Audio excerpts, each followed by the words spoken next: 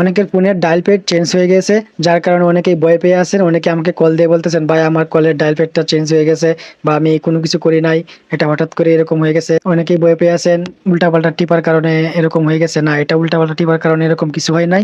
এটা হয়েছে, এটা একটা আপডেট আসছে, যে কারণে এই সমস্যাটা হয়েছে।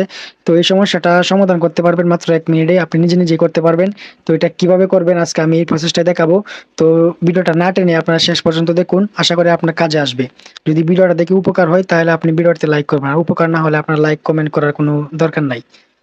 সকলেই আমার মোবাইল স্ক্রিনটা লক্ষ্য করুন। তো গাইস, চলে আসলাম মোবাইল স্ক্রিনে, চলে যাবো কলের ডায়াল প্যাডে। ডায়াল প্যাডে আসার পর দেখতে পাচ্ছেন এটা আপডেট হওয়ার কারণে এরকম হয়ে গেছে। তো অনেকেরই এরকম হয়েছে, যার কারণে আমাকে অনেকে ইনবক্স করতেছেন, অনেকেই কল দিচ্ছেন। তো এটা কোনো সমস্যা না, এটা হচ্ছে একটা আপডেট জনিত। তো এটা সমাধান করবেন কিভাবে আজকে এই প্রসেসটাই দেখাবো। তো এটা সমাধান করার জন্য আপনাদের ফোনের যে ডায়াল প্যাড আছে এটা খুঁজে বের করবেন।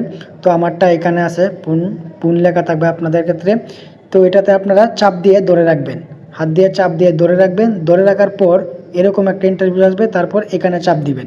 এখানে চাপ দেওয়ার পর তারপর আপনার এখানে স্টোরেজ লেখা থাকবে, তো এটা খুঁজে বের করবেন।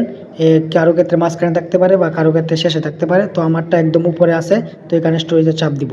চাপ দেওয়ার পর এখানে নিচে দেখবেন ক্লিয়ার ডাটা, এখানে চাপ দিবেন। ক্লিয়ার ডাটা চাপ দেওয়ার পর ক্লিয়ার অল ডাটা এটাতে চাপ দিবেন। তারপর এখানে ওকেতে চাপ দিয়ে দিবেন, বাস কাজ শেষ। এখন আমি নতুন করে ঢুকতেছি। এই যে দেখুন, আমারটা কিন্তু আগে যেরকম আসছিল ঠিক সেরকম হয়ে গেছে। এই যে দেখুন, কল দিচ্ছি আগের মতন, আগে যেরকম আসছিল ঠিক সেরকম।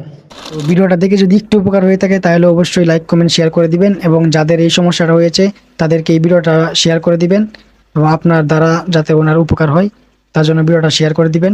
সকলে ভালো থাকবেন, সুস্থ থাকবেন। ধন্যবাদ সবাইকে।